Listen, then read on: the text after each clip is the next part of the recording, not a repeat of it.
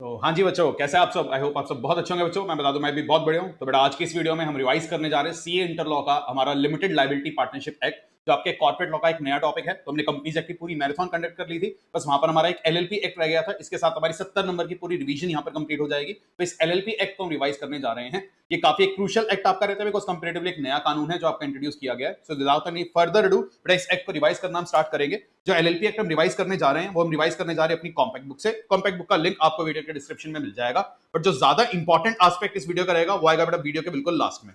तो पूरा LLP act मैं आपको यहाँ पर फास्ट पेस पर रिवाइज कराने जा रहा हूं, बट उसके एंड में आपको मिलेंगे एलएलपी के सारे ईएफक्यूज। बेटा, जो भी ईएफक्यूज यहाँ पर आ रहे हैं ये आपकी मई 24 अटेम्प्ट की जो लेटेस्ट आरटीपी आई है, MTP series 1 and MTP series 2 institute ने यहां पर जो रिलीज की है, उसके सारे के सारे क्वेश्चंस को यहां पर कंपाइल कर दिया गया है। तो अगर अभी तक भी आपने वो आरटीपी एमटीपी सॉल्व नहीं करी है, तो इस वीडियो के साथ आपकी एलएलपी एक्ट के सारे लेटेस्ट क्वेश्चंस यहां पर सॉल्व हो जाएंगे। और इन क्वेश्चंस को जरूर आप सॉल्व कर जाइएगा, बिकॉज एलएलपी एक्ट पहली बार इंट्रोड्यूस हुआ है। और जो भी ये क्वेश्चंस आपके आरटीपी एमटीपी में आ रहे हैं, बहुत हाई चांसेस है कि पेपर में इन्हीं एक्सपेक्टेड ग्राउंड्स पर आपके सवाल बनाए जाएंगे। तो इसलिए ये ईएफक्यूज बहुत ही ज्यादा इंपॉर्टेंट रहने वाले हैं। अगर आपको ये ईएफक्यूज की पीडीएफ चाहिए तो आपको वीडियो के डिस्क्रिप्शन में एक लिंक मिल रहा होगा, उस पर आप क्लिक करना, आप हमारे टेलीग्राम चैनल पर उस पीडीएफ के लिंक पर रिडायरेक्ट हो जाएंगे। वहां से आपको ये ईएफक्यूज का लिंक भी मिल जाएगा। एंड वीडियो अच्छा लगे तो बेटा do not forget to like the video and subscribe our channel. और इस टाइप का कोई और वीडियो जो आपको अपने अटेम्प्ट के लिए चाहिए होगा, वीडियो के कमेंट बॉक्स में हमें जरूर बताइएगा। आगे भी इसी तरीके से हम आपकी मदद बिल्कुल करते रहेंगे।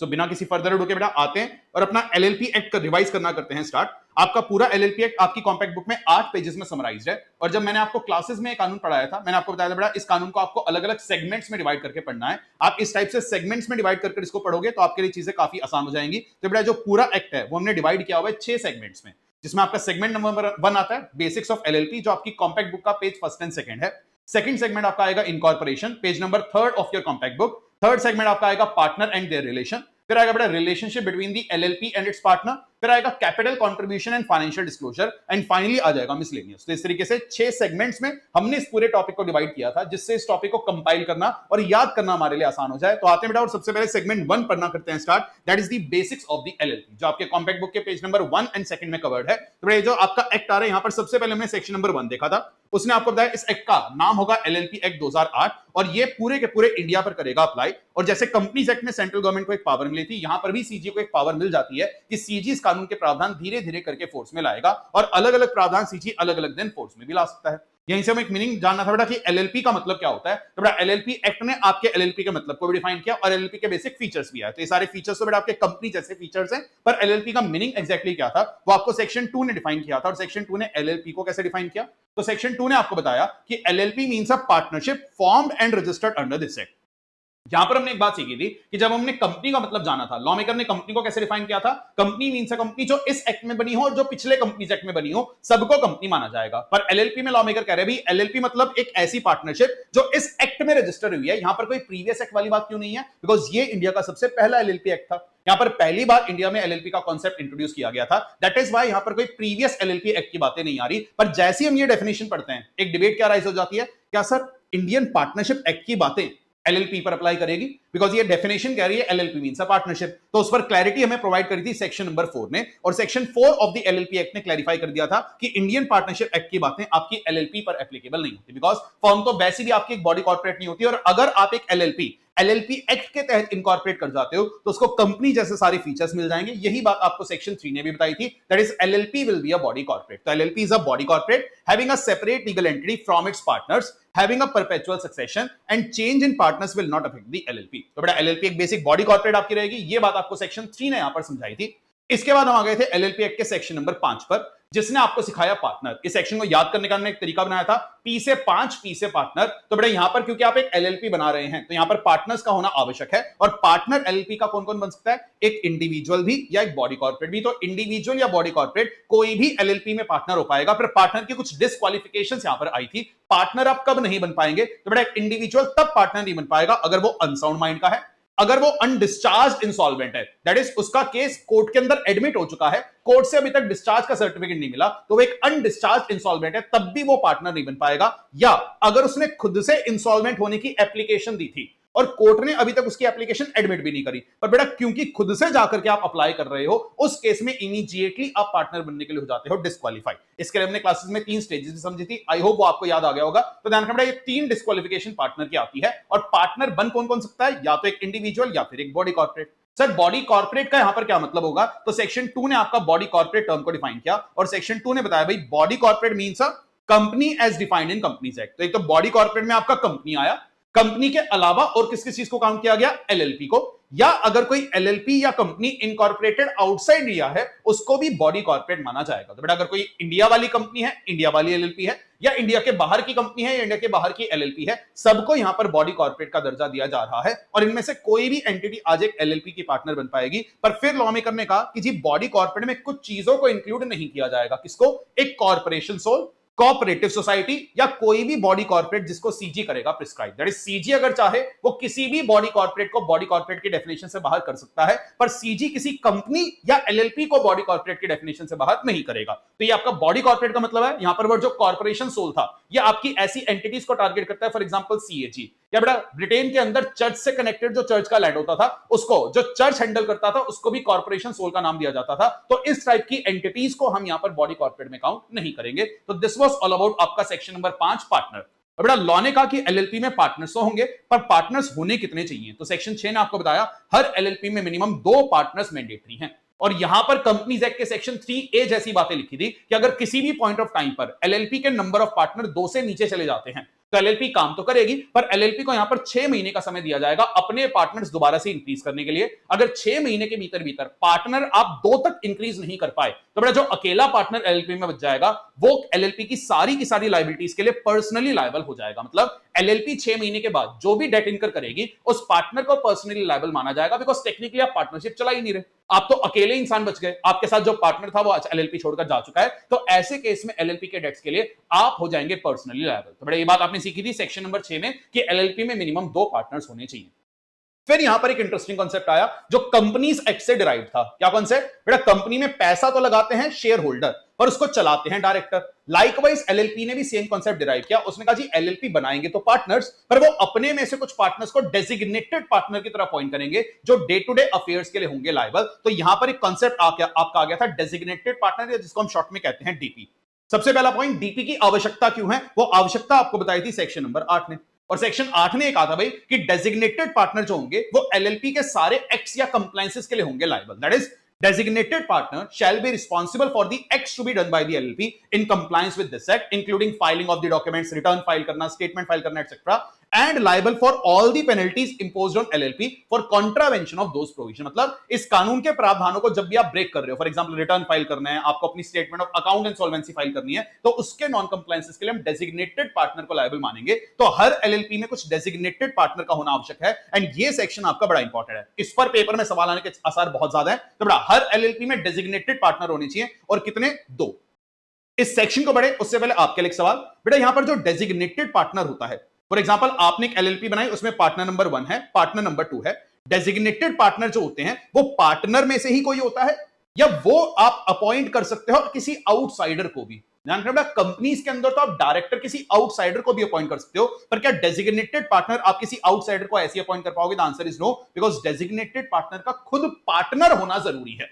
मतलब किसी पार्टनर में से ही आप डेजिग्नेटेड पार्टनर को अपॉइंट करते हैं, और यह बात क्लैरिफाई की गई थी सेक्शन नंबर 2 से, क्योंकि सेक्शन 2 ने डेजिग्नेटेड पार्टनर को कैसे डिफाइन किया, उन्होंने कहा जी designated partner means any partner designated as such pursuant to section number 7। तो किसी पार्टनर को जब हम डेजिग्नेट करते हैं तब उसे डेजिग्नेटेड पार्टनर माना जाता है। तो जो डेजिग्नेटेड पार्टनर है उनका खुद से पार्टनर होना आवश्यक है।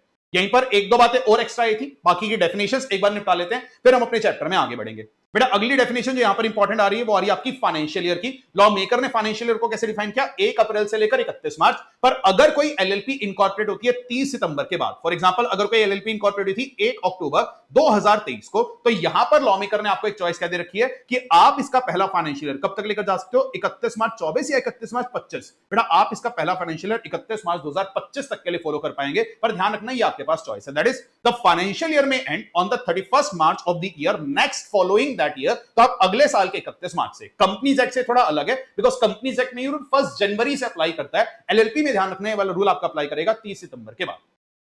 अगली डेफिनेशन यहां पर आ रही है वो आ रही है आपकी फॉरेन एलएलपी की। जैसे फॉरेन कंपनी होती है वैसी फॉरेन एलएलपी होती है, मतलब एलएलपी इनकॉर्पोरेटेड आउटसाइड इंडिया, जिसका इंडिया के अंदर आता है एक place of business.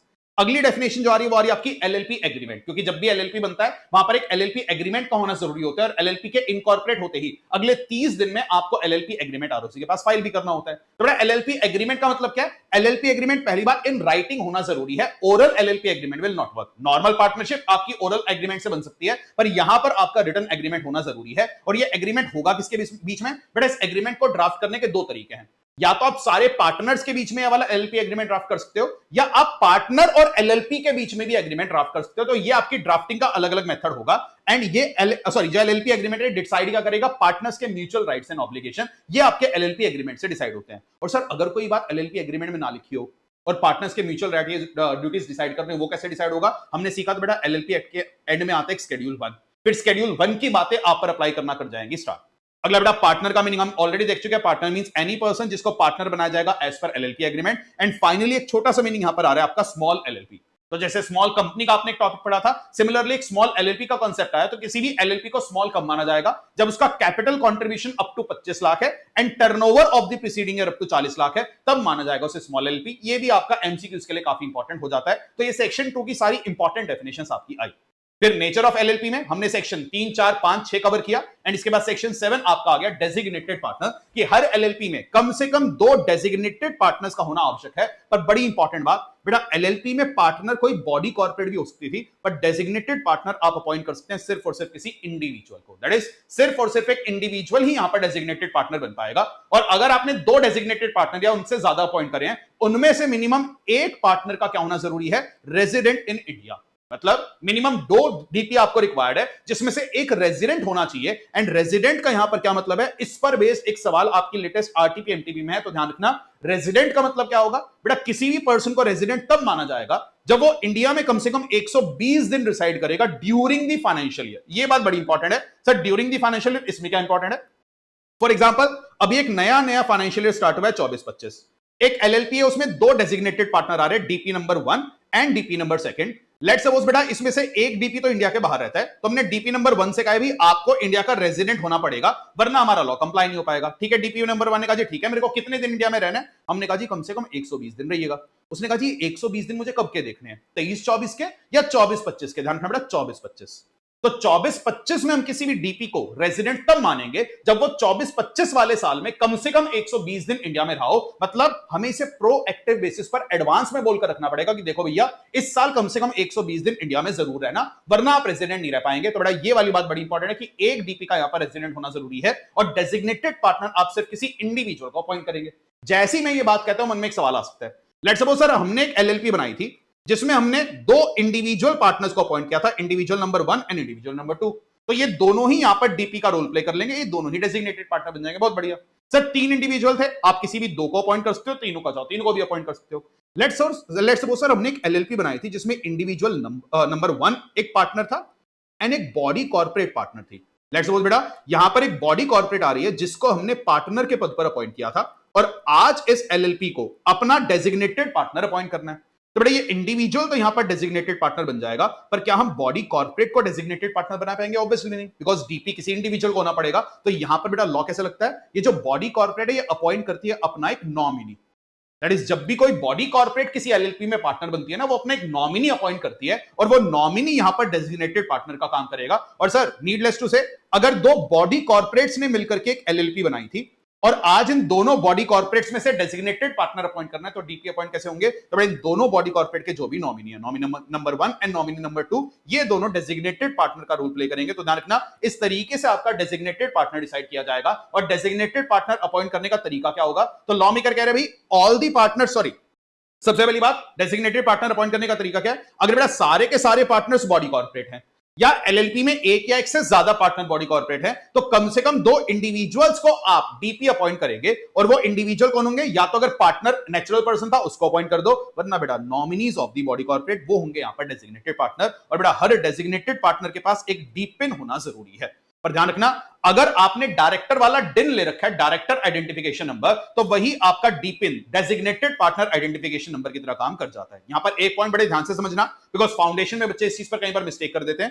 Let's suppose बेटा एक एलएलपी है जिसमें एक इंडिविजुअल नंबर 1 है बॉडी कॉर्पोरेट नंबर 1 है एंड बॉडी कॉर्पोरेट नंबर 2 है, ये 3 पार्टनर्स आ रहे हैं और हमें 2 डेजिग्नेटेड पार्टनर अपॉइंट करने हैं। क्या हम body corporate number nominee number 1 and body corporate 2 का नॉमिनी नंबर 2 इन दोनों को डीपी अपॉइंट कर सकते हैं? बिल्कुल अलाउड है, कोई दिक्कत यहां पर नहीं है। कई बच्चे कहते हैं नहीं सर ये इंडिविजुअल जरूर आएगा और बॉडी कॉर्पोरेट का एक नॉमिनी आएगा, ऐसा कोई भी लॉ नहीं है। आप चाहें तो बॉडी कॉर्पोरेट्स के दोनों नॉमिनी को भी यहां पर डेजिग्नेटेड पार्टनर अपॉइंट कर पाएंगे, चलेगा। बस ध्यान रखना एक क्या होना चाहिए, रेजिडेंट, वो बात तो आपको ध्यान में रखनी पड़ेगी। एंड सेक्शन ने अगली बात आपको क्या समझाई, प्रोसीजर फॉर अपॉइंटमेंट, कि डीपी अपॉइंट करने का प्रोसीजर क्या होगा। तो लॉ में करने का है भी, अगर तो कंपनी डेजिग्नेटेड पार्टनर का नाम कहां बता देगी, incorporation document. Sir what is incorporation document? बेटा इनकॉर्पोरेशन डॉक्यूमेंट मतलब वो डॉक्यूमेंट जिससे एलएलपी को इनकॉर्पोरेट किया गया था। और एलएलपी कौन से फॉर्म से इनकॉर्पोरेट होती है, फॉर्म फिलिप। आपने बात सीखी थी, तो बेटा एक फॉर्म फिलिप आप फाइल करके एलएलपी को इनकॉर्पोरेट कराते हो। तो बेटा या तो आप क्या काम करिए, जिस समय आपने एलएलपी को इनकॉर्पोरेट किया था तो जो आपका इनकॉर्पोरेशन डॉक्यूमेंट था उसमें आप क्या स्पेसिफाई कर दो, आप बता दो जी आपका डेजिग्नेटेड पार्टनर कौन है, तो उसे डेजिग्नेटेड पार्टनर बनने आ जाएगा। या आप चाहो तो इनकॉर्पोरेशन डॉक्यूमेंट सिंपल सी बात क्या लिख सकते हो कि सारे के सारे पार्टनर्स हमारे क्या है, डेजिग्नेटेड पार्टनर। तो बड़ा इनकॉर्पोरेशन डॉक्यूमेंट में डीपी अपॉइंट करने के दो रास्ते हैं, या तो किसी स्पेसिफिक पर्संस को डीपी अपॉइंट कर दो या सारे के सारे पार्टनर्स को ही डेजिग्नेटेड पार्टनर मान लिया जाएगा। और बड़ा अगर इनकॉर्पोरेट हो जाने के बाद फ्यूचर में आप कभी अपना डेजिग्नेटेड पार्टनर अपॉइंट करना चाह रहे हो तो क्या होगा, तो लॉ ने कहा जी any partner may become designated partner as per the LLP agreement. तो फ्यूचर में एक डेजिग्नेटेड पार्टनर कैसे आएगा, वो एलएलपी एग्रीमेंट डिसाइड करेगा। And any partner may cease to be designated partner as per the LLP agreement. बस यहां पर एक बात का ध्यान रखना, जिसको भी आप डीपी बनाना चाह रहे हो एक तो उससे उसका प्रायर रिटन कंसेंट लेना। एंड नेक्स्ट पॉइंट बड़ा इंपॉर्टेंट है बिकॉज इस पर एमसीक्यूज बने हुए हैं। बेटा जैसे ही आप किसी भी डीपी को अपॉइंट कर दोगे आपको ये बात अगले 30 दिन में आरओसी को इंटीमेट करनी पड़ेगी। और 30 दिन काउंट कहां से होंगे, जिस दिन डीपी अपॉइंट हुआ था। तो जब भी एलएलपी में कोई नया डीपी आता है ये वाली बात आप आरओसी को ही करेंगे इंटीमेट। एंड लास्टली यहां पर बेटा हमने सीखा था डेजिग्नेटेड पार्टनर की कुछ डिस्क्वालिफिकेशंस, कि लॉ में डेजिग्नेटेड पार्टनर को कब कब डिस्क्वालीफाई माना जाएगा। फॉर एग्जांपल अगर वो पिछले 5 साल में कभी भी इंसॉल्वेंट हुआ था, उसने अपने क्रेडिटर्स के साथ कॉम्प्रोमाइज या उनकी पेमेंट सस्पेंड करी थी 5 साल में, उसको कन्विक्ट किया गया है मॉरल टर्पिट्यूड के ऐसे ऑफेंस के लिए जहां पर उसको 6 महीने उससे ज्यादा की जेल हुई है, या बेटा वो सेक्शन 30 फ्रॉड के अंदर कन्विक्ट हुआ था, तो ऐसे केस में उसको डिस्क्वालीफाइड मान लिया जाएगा। पर सेंट्रल गवर्नमेंट अगर चाहे तो वो ये पहली वाली, सॉरी माय मिस्टेक, बेटा सीजी अगर चाहे तो वो पहली और सेकंड वाली, ये जो दो डिस्क्वालिफिकेशंस आ रही है इनको यहां पर रिमूव कर पाएगी। तो बेटा दिस इज ऑल अबाउट आपका डेजिग्नेटेड पार्टनर का सेक्शन नंबर 7। सेक्शन 8 हम ऑलरेडी पढ़ चुके हैं कि डीपी की आवश्यकता क्या है। एंड सेक्शन 9 ने बस यहां पर एक बात क्या बताई, बेटा एलएलपी अगर चाहे तो वो डेजिग्नेटेड पार्टनर बिल्कुल अपॉइंट करेगी। डेजिग्नेटेड पार्टनर होने कितने चाहिए, 2। अगर इसमें से एक डेजिग्नेटेड पार्टनर की लेट्स सपोज कभी भी डेथ हो गई तो लॉ कहते हैं डेजिग्नेटेड पार्टनर के ऑफिस में अगर वैकेंसी आएगी तो वो वैकेंसी एलएलपी आप 30 दिन में फिल कर देना और आरओसी को ये बात 30 दिन ऑफ अपॉइंटमेंट में इंटीमेट कर देना। पर अगर किसी भी पॉइंट ऑफ टाइम पर एलएलपी ने डेजिग्नेटेड पार्टनर की वैकेंसी फिल नहीं करी तो लॉ ने क्या कहा, बेटा हर पार्टनर को डेजिग्नेटेड पार्टनर मान लिया जाएगा। मतलब if no designated partner is appointed, कि या तो एलएलपी में डेजिग्नेटेड पार्टनर ही नहीं है या एक की डेथ हुई थी, एक ही बचा, आपने वैकेंसी फिल नहीं करी, तो हर पार्टनर यहां पर डीपी मान लिया जाता है। ऑब्वियसली पार्टनर इंडिविजुअल है तो ऑटोमेटिकली डीपी मान लिया जाएगा। पार्टनर बॉडी कॉर्पोरेट है तो उसके नॉमिनी को यहां पर डीपी मान लिया जाएगा। तो ये लो यहां पर अप्लाई कर जाएगा आपका सेक्शन नंबर 9। एंड फाइनली यहां पर सेक्शन 10 आपका आ गया था पनिशमेंट का, कि अगर आपने इन सेक्शंस को ब्रेक किया है तो ये पनिशमेंट आप पर अप्लाई कर जाएगी। बस ध्यान रखना पनिशमेंट कभी कभी एलएलपी और पार्टनर पर लगेगी, कभी कभी एलएलपी और डीपी पर लगेगी, कभी कभी एलएलपी और पार्टनर पर लगेगी। तो ये एक छोटा सा बात यहां पर जरूर रही। तो ये पनिशमेंट का आपका सेक्शन आया और ये आपका सेगमेंट नंबर 1 आ जाता है एलएलपी एक्ट का।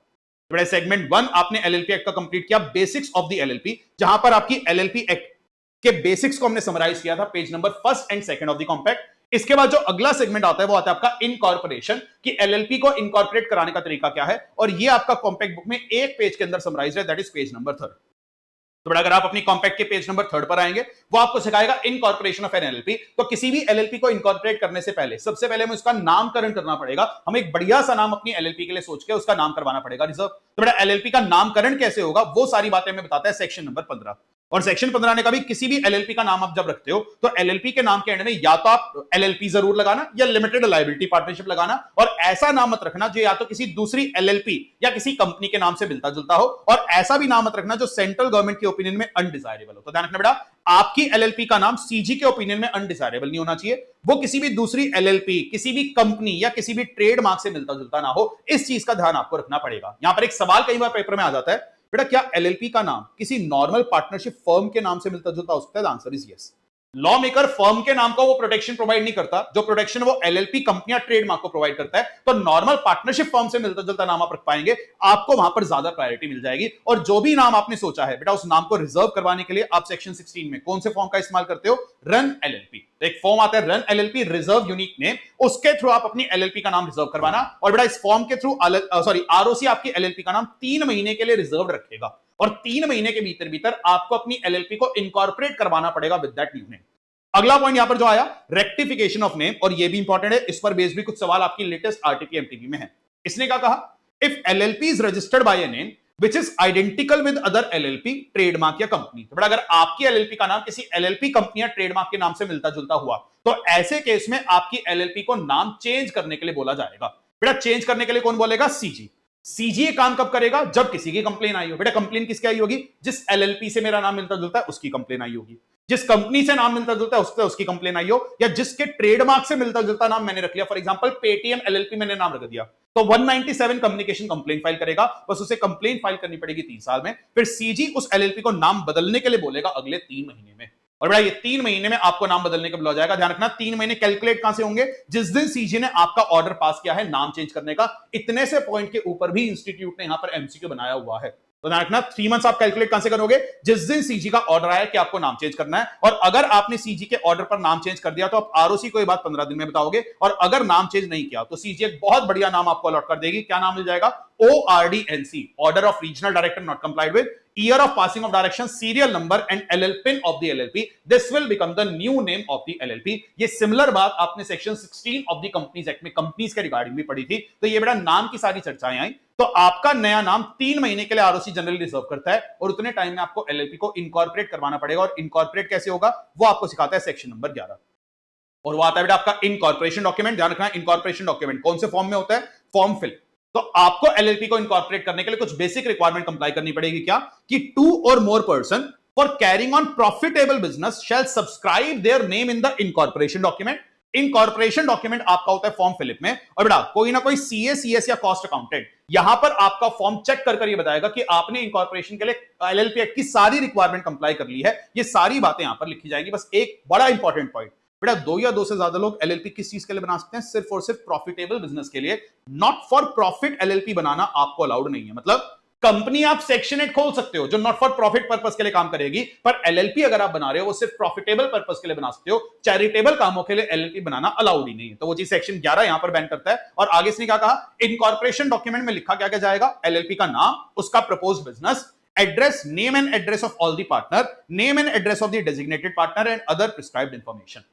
अब ये सारे डॉक्यूमेंट आप आरओसी के पास फाइल करोगे, और आरओसी ये सारे डॉक्यूमेंट सर्टिफाई करके आपको सर्टिफिकेट ऑफ इनकॉर्पोरेशन के लिए 14 डेज में प्रोवाइड कर देगा। तो अगले 14 डेज में आपकी एलएलपी हो जाएगी इनकॉर्पोरेट। और बेटा ये जो सर्टिफिकेट होता है ये एक प्रकार का कंक्लूसिव एविडेंस है। और ये सर्टिफिकेट मिलने का इंपैक्ट क्या है? मुबारक हो जी, एलएलपी हुई है, जो एक बॉडी कॉर्पोरेट होगी, उसके पास कंपनी जैसे सारे फीचर्स आ जाएंगे। ये आपको सेक्शन 14 ने सिखाया था कि LLP shall by its name be capable of suing, being sued, acquiring, holding the property, having a common seal and act as a body corporate। तो बेटा वो सारे फीचर यहां पर LLP को मिल जाते हैं। एंड इनकॉर्पोरेशन में एक लास्ट सेक्शन यहां पर और आ जाता है आपका सेक्शन नंबर 13, जो डील करता है रजिस्टर्ड ऑफिस से, क्योंकि हर LLP का भी एक रजिस्टर्ड ऑफिस होना मैंडेटरी है। और अगर आपने LLP या उसके किसी डेजिग्नेटेड पार्टनर या उसके पार्टनर को कोई डॉक्यूमेंट भेजना है, तो आप बस ये रजिस्टर्ड ऑफिस पर वो डॉक्यूमेंट भेज देना। मान लिया जाएगा LLP और उसके पार्टनर्स को ये डॉक्यूमेंट मिल गया है, और एलएलपी चाहे तो वो अपना रजिस्टर्ड ऑफिस शिफ्ट भी कर सकती है जैसे कंपनी शिफ्ट करती है। ये उसके कायदे कानून आ रहे हैं, पर ये जो कायदे कानून है ये आप पेपर के लिए स्किप कर सकते हो, बिकॉज ये आपके स्टडी मैट का पार्ट नहीं है। तो एलएलपी का रजिस्टर्ड ऑफिस शिफ्टिंग का जो प्रोसीजर है ये आप अपनी कॉम्पैक्ट बुक से स्किप कर देना। तो ये आपका सेगमेंट 2 यहां पर कंप्लीट हो जाता है। तो बेसिक्स ऑफ एलएलपी हमने कंप्लीट किया, सेगमेंट नंबर 1 जो आपकी कॉम्पैक्ट का पेज फर्स्ट एंड सेकंड था। सेकंड हमने इनकॉर्पोरेशन कंप्लीट किया जो आपका कॉम्पैक्ट बुक का पेज नंबर 3 था। अगला टॉपिक जो यहां पर आ रहा है वो आपका आ रहा है पार्टनर्स एंड देयर रिलेशन, कि पार्टनर और उनके बीच में क्या रिलेशन है, और ये आपकी कॉम्पैक्ट के पेज नंबर 4 पर कवर्ड है। Just give me second guys.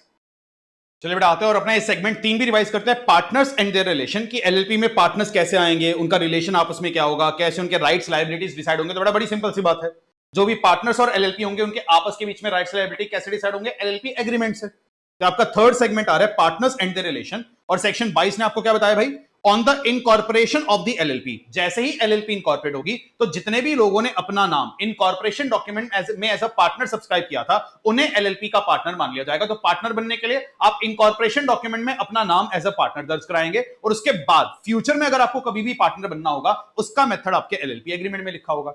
By chance LLP agreement उस पॉइंट पर साइलेंट रह गया तो फिर शेड्यूल 1 की बातें ऑटोमेटिकली कर जाएगी अप्लाई। अगला है आपका section number 23, relationship between the partners. तो पार्टनर्स के म्यूचुअल राइट्स या लायबिलिटीज क्या होंगे वो सारी बातें आपके एलएलपी एग्रीमेंट में लिखी होगी और हर एलएलपी को इनकॉर्पोरेट हो जाते ही अगले 30 दिन में अपना एलएलपी एग्रीमेंट आरओसी के पास फाइल करना होता है और फ्यूचर में अगर आप एग्रीमेंट में कोई चेंजेस भी करते हो तो आपको अपडेटेड एलएलपी एग्रीमेंट भी 30 दिन में फाइल करना पड़ेगा। तो बड़ा इस तरीके से म्यूचुअल राइट्स या ड्यूटीज डिसाइड होंगी और अगर आपका एलएलपी एग्रीमेंट साइलेंट है तो अगेन वंस अगेन आपके एलएलपी एक्ट के एंड में फर्स्ट शेड्यूल आता है उसकी बातें अप्लाई कर जाएंगी। एंड यहां पर एक छोटा सा पॉइंट आपका प्री इनकॉर्पोरेशन एक्सपेंसेस के रिगार्डिंग आ रहा है। ये क्या पॉइंट है? अगर आज बेटा दो लोगों ने मिलकर एक एलएलपी बनवानी थी तो एलएलपी बनवाने से पहले वो एक सीए साहब के पास जाएंगे, कहेंगे सीए साहब हमारी एलएलपी बनाने में मदद कर दो, एग्रीमेंट ड्राफ्टिंग कर दो, तो उसका पूरा खर्चा होगा। तो सीए साहब से कहते हैं सीए साहब आप इनकॉर्पोरेट करा दो, एलएलपी इनकॉर्पोरेट होती है, एलएलपी से हम आपको वो खर्चा दिलवा देंगे। बेटा जैसे ही एलएलपी इनकॉर्पोरेट हुई एलएलपी कह रही मैं क्यों खर्चा दूंगी, मैं तो एग्जिस्टेंस में थी नहीं जब ये कॉन्ट्रैक्ट हुआ। थोड़ा सीए साहब वहां पर फंस जाएंगे। तो लॉ क्या कहता है कि आप एलएलपी के इनकॉर्पोरेट होने के बाद एलएलपी से सीए साहब को वो खर्चा दिलवा देना, बस आपको वो कॉन्ट्रैक्ट सारे पार्टनर्स के द्वारा क्या करवाना पड़ेगा, रेटिफाई। तो any pre incorporation expense made between the subscriber can impose the obligation on LLP, अगर वो रेटिफाई कर दिया जाए सारे पार्टनर्स के द्वारा। मन में एक सवाल आ सकता है सर अगर एलएलपी इस कॉन्ट्रैक्ट को बाद में सारे पार्टनर्स द्वारा रेटिफाई नहीं कराती है तो अनडाउटेडली पार्टनर वहां पर पर्सनली लायबल हो जाएंगे। तो डोंट वरी सीए साहब आपका पैसा तो आपको मिल ही जाएगा। अगला पॉइंट बड़ा क्रूशियल यहां पर आ रहा है और पेपर में आने के बड़े आसार हैं, that is cessation of partnership interest, कि कैसे एक पार्टनर का ऑफिस वेकेट होगा। तो एक पार्टनर अपॉइंट कैसे होता है वो तो हमने जाना, इनकॉर्पोरेशन डॉक्यूमेंट से होता है या एलएलपी एग्रीमेंट के हिसाब से होगा, पर आज एक पार्टनर का पद किसी भी एलएलपी में वेकेट कैसे होगा तो उसके लिए यहां पर दो टॉपिक्स आ रहे हैं। एक तो आ रहा है आपका वॉलंटरी सिसेशन का, एक आपका आ रहा है कंपल्सरी सिसेशन। वॉलंटरी सिसेशन मतलब पार्टनर अपनी मर्जी से एलएलपी छोड़कर जाना चाहता है, तो कोई भी पार्टनर एलएलपी छोड़कर जाएगा कैसे, वो वाली बातें आपके एलएलपी एग्रीमेंट से डिसाइड होंगी। पर अगर एलएलपी एग्रीमेंट साइलेंट है तो लॉ ने बड़ा आसान रास्ता प्रोवाइड किया है, क्या वो पार्टनर बस 30 डेज का नोटिस इन राइटिंग प्रोवाइड करके एलएलपी छोड़ करके जा सकता है। तो इसलिए हमेशा बेहतर रहेगा आप अपने एलएलपी एग्रीमेंट में कोई स्पेसिफिक मेथड लिखिए। फॉर एग्जांपल बाकी सारे पार्टनर्स के अप्रूवल से आप ये काम कर पाओगे, वरना किसी भी पार्टनर के लिए एलएलपी को छोड़कर जाना बड़ा आसान है। तो ये आपका टॉपिक आया वॉलंटरी सिसेशन का। अगला टॉपिक आता है कंपल्सरी सिसेशन, कुछ ऐसे केसेस जब पार्टनर का ऑफिस ऑटोमेटिकली कंपल्सरी विकेट मारा जाएगा, शायद पड़ा लगेगा बेटा अगर एलएलपी डिसॉल्व हो जाए या पार्टनर की डेथ हो जाए तो ऑब्वियसली उसका ऑफिस विकेट हो जाएगा, या पार्टनर अनसाउंड माइंड का है या उसने इंसॉल्वेंट होने के लिए अप्लाई कर दिया है, तो बेटा ऐसे केस में या वो इंसॉल्वेंट डिक्लेयर हो गया तो उसका ऑफिस मान लिया जाएगा विकेट। तो जो पार्टनर की आपकी डिस्क्वालिफिकेशन थी उन ग्राउंड्स पर उसका ऑफिस कंपल्सरी विकेट माना जाता है। अगला point rights and liabilities of former partner, इसको थोड़ा ध्यान से समझिएगा, यहां पर मैं कंपैरेटिवली स्लो भी जा रहा हूं। सबसे पहली बात इफेक्टिव डेट ऑफ सिसेशन, कि लेट्स सपोज एक एलएलपी आपने बनाई थी, पार्टनर नंबर 1 था, पार्टनर नंबर 2 था, पार्टनर नंबर 3 था। आज ये पार्टनर नंबर 3 कह रहे जी मैं एलएलपी छोड़ करके जाना चाहता हूं, एलएलपी एग्रीमेंट साइलेंट था तो इसने नोटिस प्रोवाइड कर दिया कि मैं एलएलपी छोड़ करके या एलएलपी को त्याग कर रहा हूं। तो इसका इफेक्टिव डेट कब से माना जाए, हम कब से माने कि इस पार्टनर का ऑफिस इस एलएलपी में खत्म हुआ। ये इफेक्टिव डेट जानना जरूरी क्यों है, ये जानना इसलिए जरूरी है कि जब तक ये पार्टनर रहेगा तब तक ये एलएलपी के डेट्स के लिए लायबल हो सकता है। अनडाउटेडली इसकी लायबिलिटी लिमिटेड है पर लायबिलिटी तो है, तो इसलिए जिस दिन तक ये पार्टनर रहेगा उस दिन तक इसकी लायबिलिटी है। तो हमें ये जानना जरूरी है कि इसका इफेक्टिव डेट क्या होगा, क्योंकि जिस दिन से इसका इफेक्टिव डेट मान लिया जाएगा उसके बाद ये एलएलपी के लायबिलिटीज के लिए लायबल नहीं होने वाला। तो लॉ ने कहा भी इफेक्टिव डेट ऑफ सिसेशन क्या होगा, the former partner is to be regarded in relation to any person dealing with the LLP as still being a partner. तो बेटा ये जो पार्टनर आज एलएलपी छोड़कर जा रहा है इसको एलएलपी का पार्टनर किसी तीसरे पर्सन के रिस्पेक्ट में, तीसरे पर्सन के रिस्पेक्ट में मतलब एलएलपी जिससे भी डीलिंग कर रही है इसको तब भी पार्टनर माना जाएगा। कब तक, जब तक the person has notice that the former partner has ceased to be a partner. इस पॉइंट को थोड़ा ध्यान से समझिएगा। बेटा हमने एग्जांपल यहां पर 3 पार्टनर्स आ रहे थे, इन तीनों पार्टनर्स ने मिलकर एक एलएलपी बनाई थी, एलएलपी 1 2 3 नाम रख दिया। तो बेटा 3 पार्टनर्स थे 1 2 एंड 3 और इन्होंने आज एक एलएलपी बना दी थी एलएलपी 1 2 3। ये पार्टनर ने ऑफिस छोड़ करके जाना था और एलएलपी आज किसी बैंक से एक लोन रेज करना चाह रही थी और इस बैंक को इस पार्टनर ने खुद से इंटीमेट कर दिया था कि देखो भाई मैंने एलएलपी विकेट कर दिया, मैं उन्हें नोटिस दे चुका हूं, आपको भी मैं साफ साफ बता रहा हूं कि आगे से मैं उसका पार्टनर नहीं हूं, तो अगर इसके बाद आप उसे कोई लोन वगैरह प्रोवाइड करोगे तो उसके लिए एलएलपी जिम्मेवार है, मेरी कोई जिम्मेवारी यहां पर नहीं आएगी, ध्यान रखना। अगर बेटा इस पार्टनर ने बैंकर को 1-on-1 नोटिस दे दिया था तो अनडाउटेडली इस बैंकर के टुवर्ड्स लायबल नहीं होगा। पर सर क्या ये पार्टनर एलएलपी के हर क्रेडिटर को ऐसे 1-on-1 नोटिस भेजेगा? लॉनिका जी जरूरी नहीं है, हम आपको एक दूसरा आसान रास्ता बता रहे हैं कि आप आज ऑफिस छोड़कर जा रहे हो, जिस दिन ये बात आरओसी को पता चल जाएगी तो जैसी आरओसी को ये बात पता चलेगी, आरओसी इस बात को अपनी वेबसाइट पर अपडेट कर देगा और फिर वो बन जाएगी पब्लिक इंफॉर्मेशन। और फिर आपको अलग से क्रेडिटर को पर्सनली बताने की आवश्यकता नहीं है, आप बस आरओसी तक ये बात पहुंचा देना। अब सवाल उठता है जी आरओसी तक ये बात पहुंचेगी कैसे? तो ये पॉइंट क्या कह रहे हैं भाई कि notice that he cease to be a partner has been delivered to ROC. तो या तो आप उस क्रेडिटर को बता दो, वरना आपके लिए आसान है आप आरओसी को बता दो। आरओसी को ये बात बताई कैसे जाएगी वो आपको सिखाता है इसी से अगला section, that is section number 25। तो आते हैं बेटा सेक्शन 25 पर, और ये क्या कह रहे हैं भाई, जब भी कोई पार्टनर या intimation of change by partner and intimation to ROC by LLP. बेटा सबसे पहले तो पहले वाला पॉइंट को छोड़कर सेकंड पॉइंट का मैं रेलेवेंट पॉइंट आपको समझा रहा हूं। Intimation to ROC by LLP, ये क्या कह रहे हैं भाई, an LLP shall where a person becomes और ceases to be a partner file a notice with registrar within 30 days. तो बेटा जिस दिन एलएलपी में कोई पार्टनर नया आता है या पार्टनर अपना पद छोड़ करके जाता है, एलएलपी को यह बात आरओसी को 30 दिन में बतानी पड़ेगी। और अगर एलएलपी ये बात ना बताए तो बेटा ये पेनल्टी भी यहां पर आ रही है। पर यहां पर एक इंटरेस्टिंग पॉइंट, हमारी एलएलपी थी एलएलपी 1, 2, 3, पार्टनर नंबर 3 एलएलपी छोड़कर चला गया, उसने ये बात अनडाउटेडली एलएलपी को बताई और एलएलपी को यह बात आरओसी को इंटीमेट करनी चाहिए। लॉ मेकर ने एलएलपी पर एक जिम्मेवारी डाली है। पर अगर एलएलपी आरओसी को इंटीमेट ना करे, इसकी वजह से इस पार्टनर की पर्सनल लायबिलिटी यहां पर आ सकती है, बिकॉज वो फ्यूचर डेट्स के लिए भी लायबल हो जाएगा। तो लॉ मेकर ने यहां पर एक दूसरा रास्ता क्या बताया, बेटा अगर एलएलपी ये बात आरओसी को इंटीमेट नहीं करती है तो क्या वो पार्टनर भी चाहे तो खुद से ये बात आरओसी को इंटीमेट कर सकता है? Yes, that is filing of notice by the former partner. इसने क्या कहा, any person who ceases to be a partner may himself file with registrar the notice if he has reasonable cause to believe that LLP may not file the notice and in case of any such notice is filed by a partner, ROC shall obtain a confirmation from the LLP and LLP shall, unless the LLP has also filed the notice। इस point ने क्या कहा भाई कि अगर आज partner number 3 को लग रहा था कि जी मैंने एलएलपी को तो नोटिस दे दिया है, पर एलएलपी शायद ये बात आरओसी को ना बताए, तो बड़ा वो खुद से ये बात आरओसी को इंटीमेट कर देगा और आरओसी एलएलपी से कंफर्मेशन लेने के बाद इस बात को नोट कर लेगा। दैट इज इस केस में बेटा आरओसी तक ये जानकारी पहुंच जाएगी। और इसका फायदा क्या है, अगर आरओसी तक एक बार ये जानकारी पहुंच गई तो हम मानेंगे अब ये पब्लिक इंफॉर्मेशन है और सबको ये बात पता थी कि पार्टनर नंबर 3 अब इस एलएलपी का पार्टनर नहीं है, तो इसकी कोई भी लायबिलिटी एलएलपी के फ्यूचर डेट्स के ऊपर नहीं आएगी। ये इसका इफेक्टिव डेट ऑफ सेसेशन बन जाएगा। तो या तो आप उस बैंकर को इंटीमेट कर देते या आप आरओसी तक वो जानकारी पहुंचा दो। आरओसी तक जानकारी पहुंचेगी कैसे, आप एलएलपी को बताओ, एलएलपी ये बात आरओसी को बताती है 30 दिन में। इस 30 दिन के ऊपर भी एक एमसीक्यू है, ध्यान रखना। पर अगर आपको शक है कि आपकी एलएलपी शायद ये बात इंटीमेट नहीं करेगी तो आप खुद से ये वाली बात इंटीमेट कर देना as per section number 25। This point is very very important, highly expected for exam. I hope ये बात समझ में आ गई हो। और सेक्शन 25 बेटा आपका एक और केस में डील करता है। ये कहता है भाई पार्टनर आप एलएलपी छोड़कर जा रहे थे, आप एलएलपी को बताना, एलएलपी ये बात आरओसी को 30 दिन में बताएगी।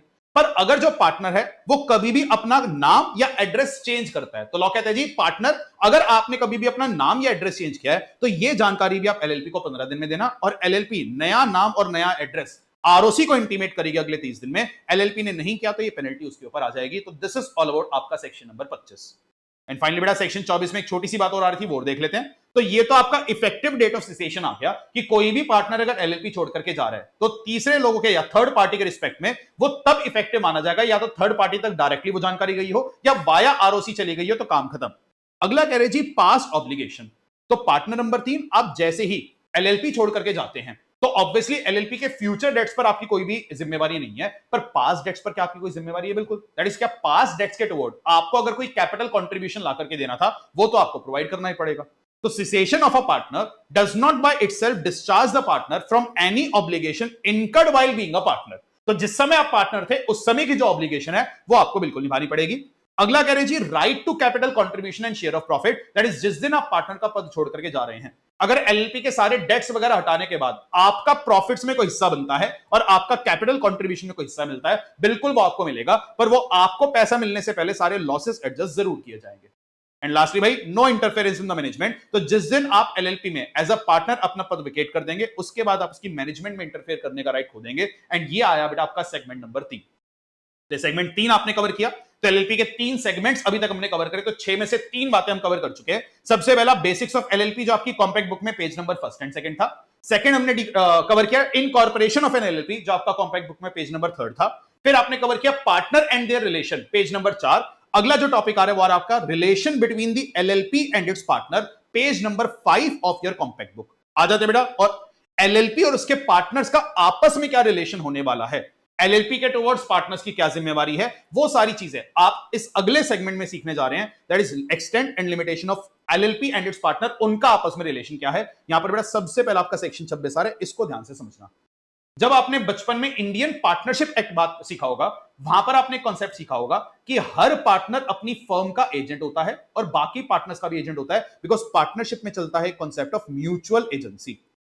पर बेटा एलएलपी में म्यूचुअल एजेंसी का कॉन्सेप्ट नहीं होता, मतलब हर पार्टनर आपस में एजेंट नहीं है। कहने का तात्पर्य क्या है, weather a partner is the agent of LLP या फर्म, बिल्कुल पार्टनर एलएलपी का भी एजेंट है और फर्म का भी एजेंट है। सर एलएलपी का एजेंट है, इस बात का क्या मतलब कि आज अगर कोई पार्टनर एलएलपी के बिहाफ पर किसी थर्ड पर्सन से कोई कॉन्ट्रैक्ट करता है, तो क्या वो थर्ड पर्सन के टुवर्ड्स एलएलपी को बाउंड करवा पाएगा? बिल्कुल। फॉर एग्जांपल, आज अगर पार्टनर को जिम्मेवारी दी गई थी कि भाई आप एलएलपी के लिए एक लोन लेकर के आइए, और पार्टनर ने एलएलपी के बिहाफ पर बैंकर के साथ एक लोन एग्रीमेंट साइन किया है, बिल्कुल एलएलपी खुद पर वहां पर लायबल हो जाएगी।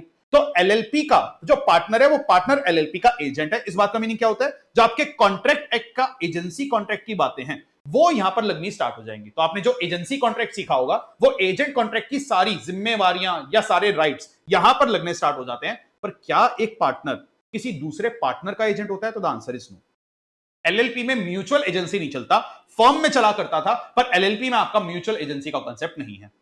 अगला आया section 27, extent of the liability of LLP. इसने क्या कहा, LLP is not liable by anything done by a partner in dealing with a third person if, मतलब कुछ केसेस में एलएलपी पार्टनर के एक्ट्स के लिए लायबल नहीं होगी। कब लायबल नहीं होगी?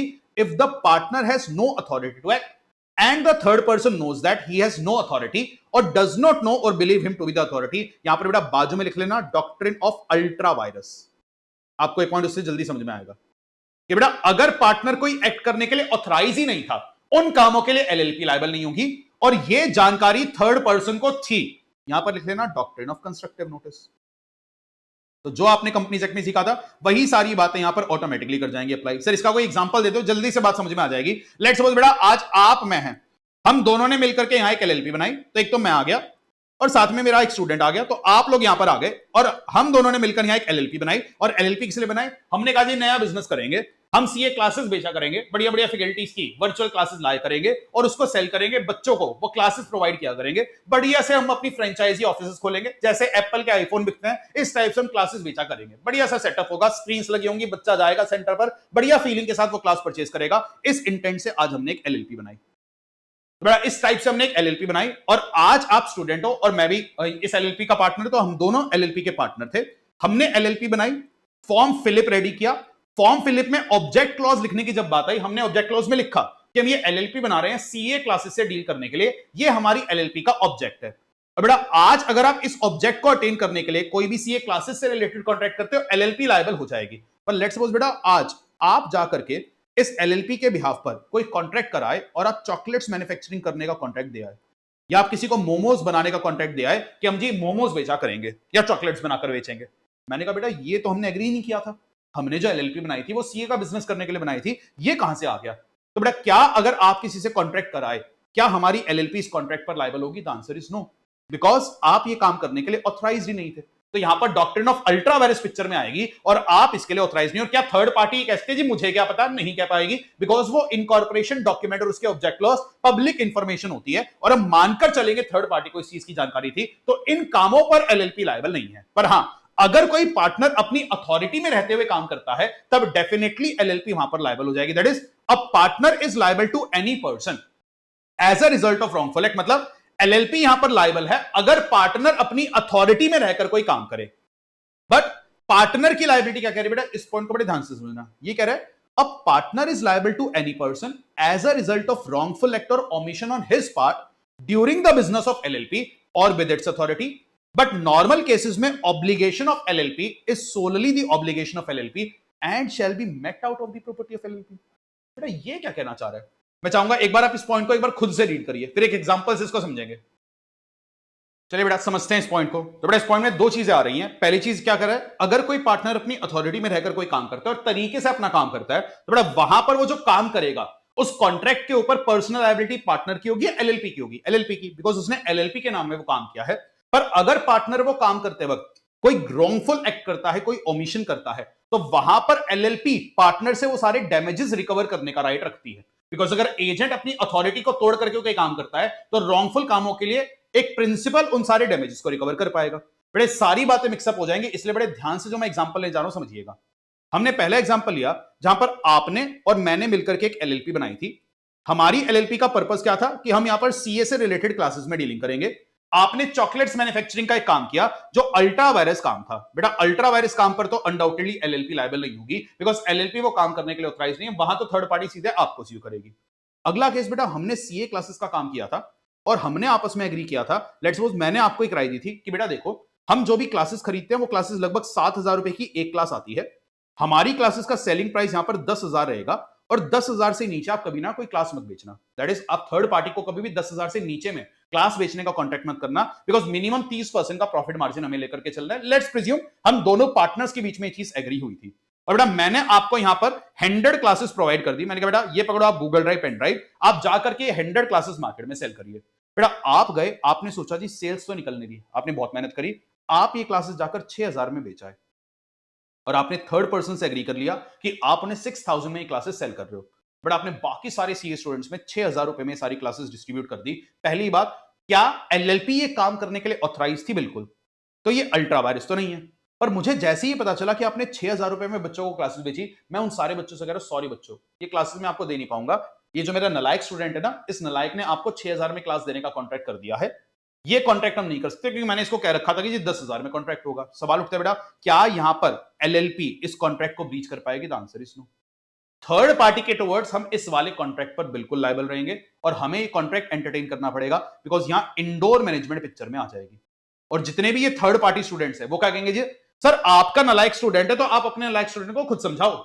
उसने हमें अगर 6,000 में क्लास बेचने का कॉन्ट्रैक्ट किया है, हमें क्या पता वो अंदर खाते कितने के लिए ऑथराइज था। हम तो ये मान करके चलेंगे कि हमारे साथ ये कॉन्ट्रैक्ट हुआ है, तो बड़ा एलएलपी को ये कॉन्ट्रैक्ट एंटरटेन तो करना पड़ेगा। दैट इज, ये क्लासेस आपको प्रोवाइड करनी पड़ेगी। पर यहां पर अगर एलएलपी ने जो भी नुकसान खाया होगा, क्या वो अपने नालायक पार्टनर से रिकवर कर पाएगी? The answer is yes. पर अगर उस स्टूडेंट ने 10,000 में क्लासेस सेल करी होती जैसा एग्री किया गया था, तो बड़ा यहां पर अगर इन क्लासेस पर कोई भी फ्यूचर में एलएलपी पर ऑब्लिगेशन आती, वो एलएलपी की प्रॉपर्टी से मेट आउट की जाती, पार्टनर लायबल नहीं होगा। तो यहां पर आपकी doctrine of indoor management picture में आ गई। यहां पर लिख लेना डॉक्ट्रिन ऑफ इंडोर मैनेजमेंट। तो हमने यहां पर doctrine of ultra vires, doctrine of constructive notice और इंडोर मैनेजमेंट को लिंक कर ये बात समझी है। जनरली क्लासेस में हम इस चीज पर फोकस नहीं कर पाते, तो ध्यान रखना बेटा, इस तरीके से यहां पर सारी डॉक्ट्रिन इस पिक्चर में आती है और कंपनीज एक्ट से ही आपका एलएलपी एक्ट डिराइव किया गया है। पर अगर पार्टनर कभी भी अनलॉफुल एक्ट करता है, अपनी अथॉरिटी से बढ़कर कोई काम करता है, तो ऐसे केस में बेटा पर्सनल लायबिलिटी सिर्फ उस पार्टनर की होगी। फॉर एग्जाम्पल, यहां पर आपने 6,000 में क्लासेस बेचने का कॉन्ट्रैक्ट किया था, आप क्लासेस बेचा है, हर क्लास पर 1,000 रुपए का नुकसान हुआ है, तो क्या एलएलपी वो नुकसान इस नालायक पार्टनर से रिकवर कर सकती है? बिल्कुल। पर क्या अगर ये नालायक पार्टनर कल को इंसॉल्वेंट हो जाए, क्या दूसरे पार्टनर से लॉसेस रिकवर किए जा सकेंगे? The answer is no. Because इस पार्टनर की जिम्मेवारी मैक्सिमम कहां तक होगी? इसके कैपिटल कंट्रीब्यूशन तक। तो एक पार्टनर के गलत कामों का इंपैक्ट हम दूसरे पार्टनर पर नहीं डालेंगे, बिकॉज यहां म्यूचुअल एजेंसी का कॉन्सेप्ट नहीं चलता। और वही बात यहां पर लिखी है, but this will not affect the personal liability of a partner for his wrongful act, but a partner shall not be personally liable for wrongful act of another partner। लिख लेना यहां पर no mutual agency. I hope ये सारी बातें आपको याद आ रही हो, क्लासेस में सारी बातें हमने समझी थी। एंड यहां पर एक लास्ट पॉइंट और आ जाता है, इसको और समझ लेना बेटा। लेट्स सपोज आपने मैंने मिलकर के एक एलएलपी बनाई थी, हमने एलएलपी का नाम रखा था माफिया सीए, और हमने सोचा जी अब की बार हमारी एलएलपी सीए की कोचिंग्स प्रोवाइड करेगी। हमने बढ़िया सा एक सेंटर खोला माफिया सीए के नाम से, 500 बच्चों ने लेट्स सपोज सीधे डे 1 पे नाम देख के उस सेंटर को एनरोल कर लिया और फीसेस प्रोवाइड कर दी, और सबने यहां पर फीसेस प्रोवाइड करी। और बेटा अगले दिन जब वो कोचिंग लेने आए, कोचिंग देखा तो जी कोचिंग सेंटर ही गायब था। दैट इज, हम सबने 500 बच्चों से जो भी पैसा वसूला था बेटा, वो पैसा लेकर हम गायब हो गए। हमने उस पैसे को एलएलपी में रेज किया, धीरे धीरे करके सैलरी और खर्चे दिखाते हुए एलएलपी को एकदम खाली कर दिया। फ्यूचर में हम जैसे ही पकड़ में आए, हमने इन 500 बच्चों से क्या कहा, ले लो बच्चों एलएलपी से पैसा ले लो, हम तो पैसा देने के लिए लायबल नहीं है, बिकॉज हमारी तो लायबिलिटी क्या है, लिमिटेड है। तो अगर हमारी एलएलपी में कोई पैसा बचा हुआ है, आप एलएलपी को स्यू करिए, उससे आप अपना डैमेज रिकवर कर पाएंगे। दैट इज यहां पर बेटा हमने फ्रॉडलेंट इंटेंशन से ही एलएलपी बनाई थी और हम लोगों के साथ धोखा कर रहे थे एलएलपी के नाम पे, और हमने एलएलपी के सारे एसेट्स गायब कर दिए, अपने पर्सनल यूज के लिए एलएलपी को धीरे धीरे खाली कर दिया। तो क्या ये 500 स्टूडेंट्स अगर एलएलपी से कुछ ना रिकवर कर पाए, इस केस में क्या पार्टनर पर्सनली लायबल होना चाहिए? बिल्कुल। और यही बात बेटा हमने सीखी थी सेक्शन नंबर 30 में, कि अगर आप किसी के साथ फ्रॉड करते हो तो फ्रॉड के केस में एलएलपी और उसके पार्टनर्स की लायबिलिटी रहेगी अनलिमिटेड। तो वहां पर लायबिलिटी अनलिमिटेड है, वहां पर पार्टनर के पर्सनल एसेट्स के ऊपर कोई भी इंपैक्ट आ सकता है और उसके पर्सनल एसेट्स बेचकर भी पैसा रिकवर किया जाएगा। यहां पर आपकी कौन सी डॉक्ट्रिन पिक्चर में आ गई? Doctrine of lifting of corporate wealth. ये सारे सेक्शंस बेटा बहुत ही ज्यादा इंटरकनेक्टेड है, बहुत ही थिन लाइन ऑफ डिफरेंसेस है, बट मैंने बहुत फास्ट और टाइम लगाते, फास्ट इन द सेंस सारे एग्जांपल्स कनेक्ट करते हुए आपको समझाया। आई होप ये बातें समझ में आ गई, बिकॉज क्लासेस में सारी बातें समझने में बहुत समय लगता था। इस रिवीजन वीडियो में आई एम होपिंग कि ये पॉइंट आप सबको क्लियर है कि what is the relation between the LLP and its partner.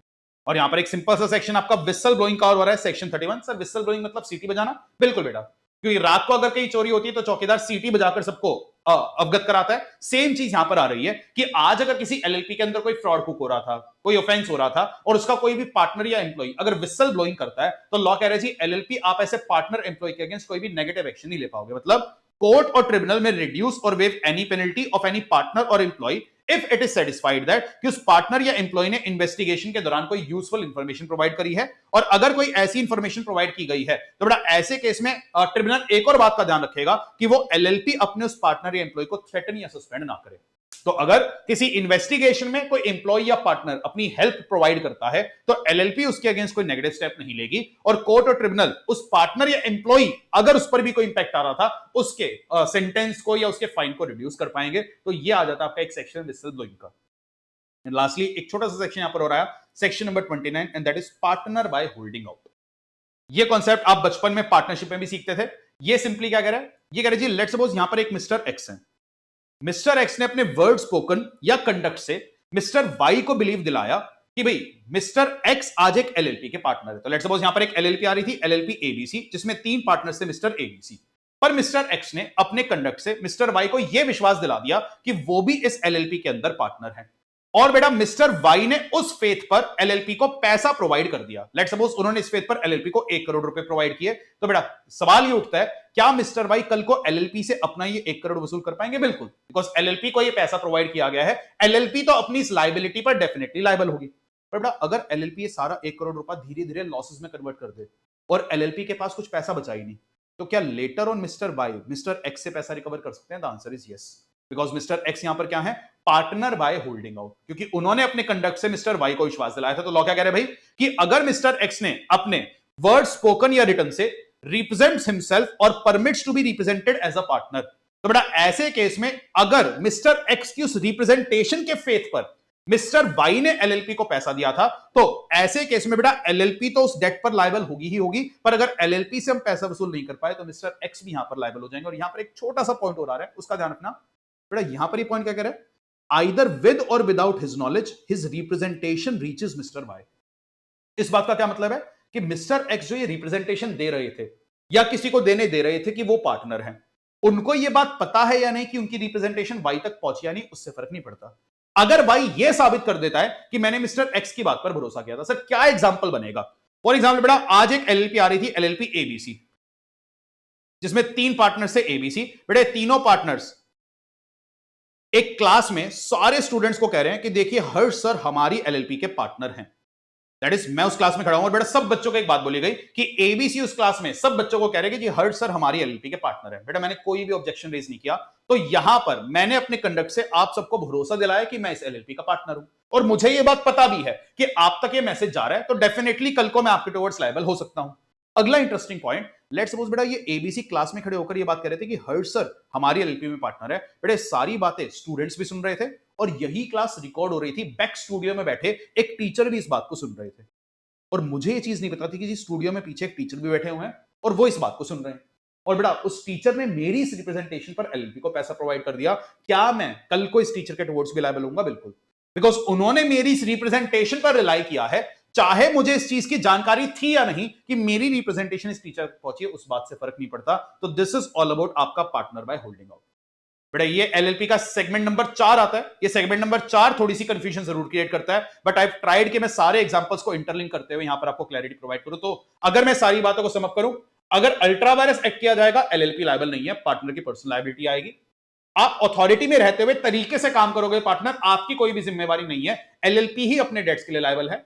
पर अगर आप अपनी अथॉरिटी में काम करते हुए कि नेग्लिजेंस दिखाओगे, वहां पर पार्टनर की अपनी जिम्मेवारी आ सकती है। फिर एक पार्टनर के रॉन्गफुल एक्ट के लिए कोई दूसरा पार्टनर लायबल नहीं होगा।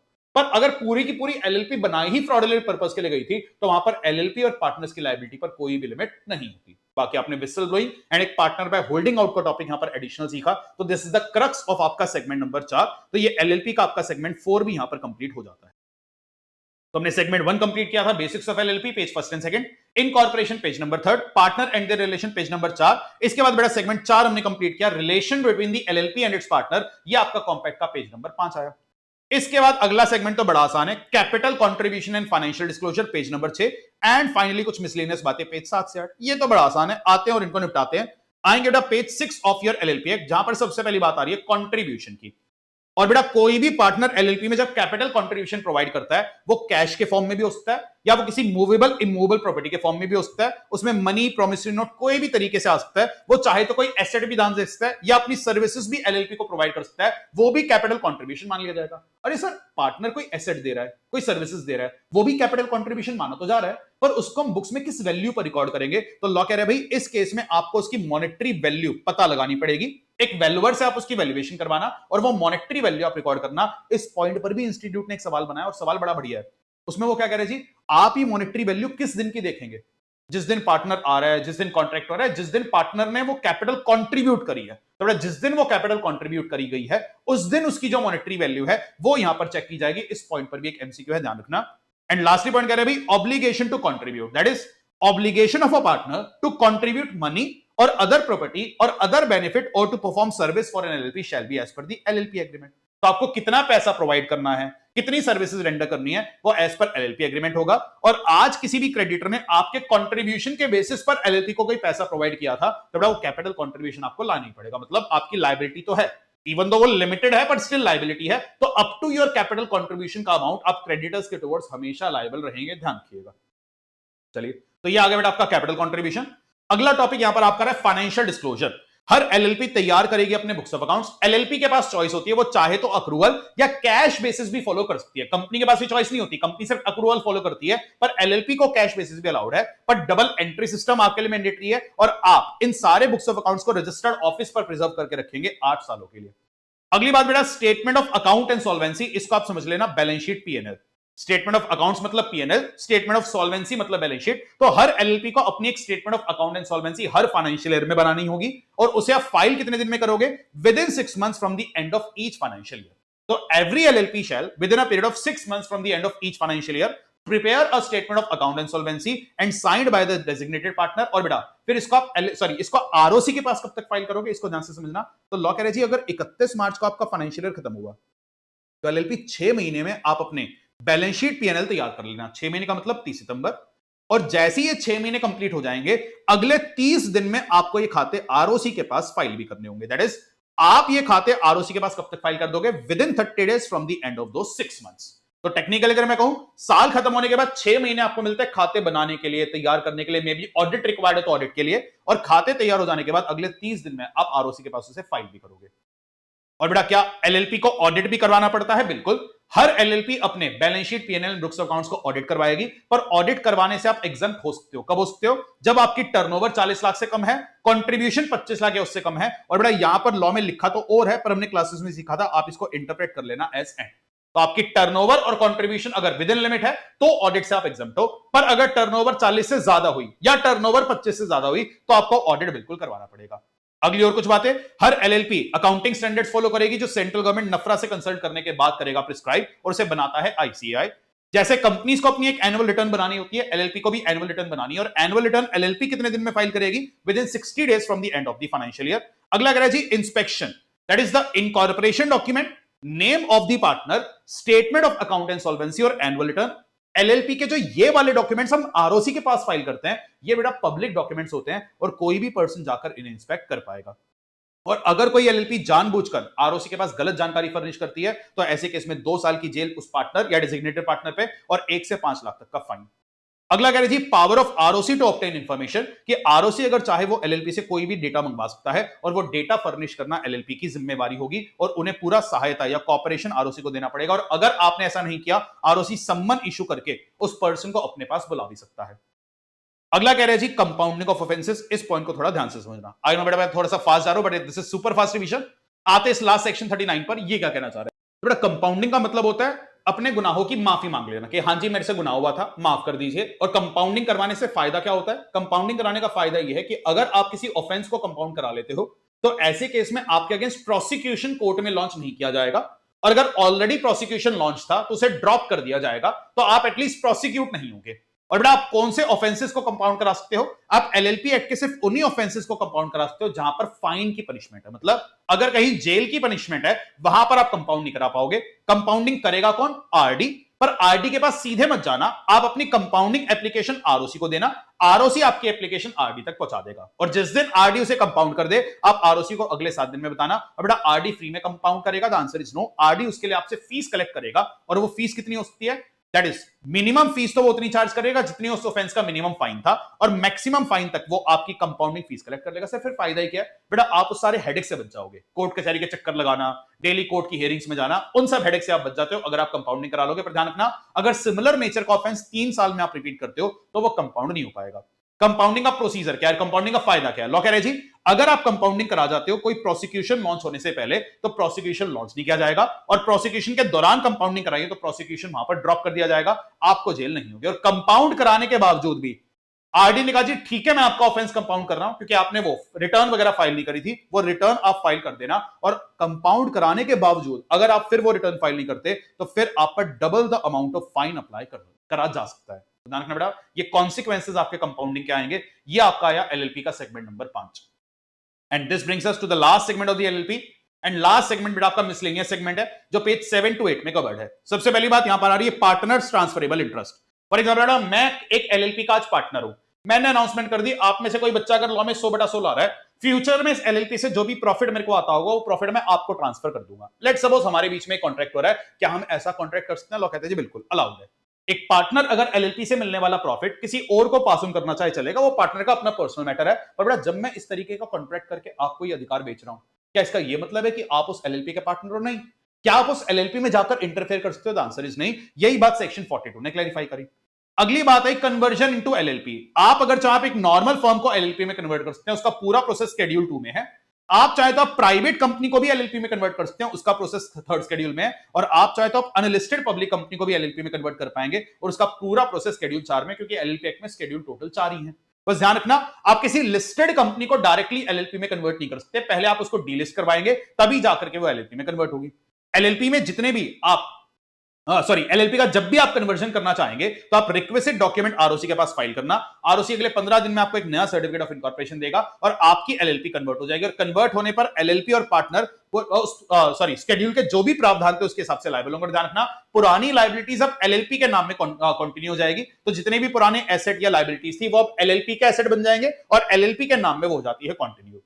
अगला एक टॉपिक आ रहा है फॉरेन एलएलपी। फॉरेन एलएलपी का मतलब एक एलएलपी इनकॉर्पोरेटेड आउटसाइड इंडिया जिसका इंडिया में प्लेस ऑफ बिजनेस है। और सेक्शन बस क्या कह रहा है? सेंट्रल गवर्नमेंट ऐसी फॉरेन एलएलपीज को गवर्न करने के लिए रूल्स कर सकता है प्रिस्क्राइब। ऐसा कोई रूल अभी आपके सिलेबस का पार्ट नहीं है। अगला एक टॉपिक आ रहा है कॉम्प्रोमाइज अरेंजमेंट या एमलगमेशन। बेटा अगर आज कोई एलएलपी है, इसको थोड़ा ध्यान से समझिएगा बिकॉज एक सीए फाइनल के कंपनीज एक्ट का टॉपिक है, पर एलएलपी एक्ट में आपके सिलेबस में रिटेन्ड है।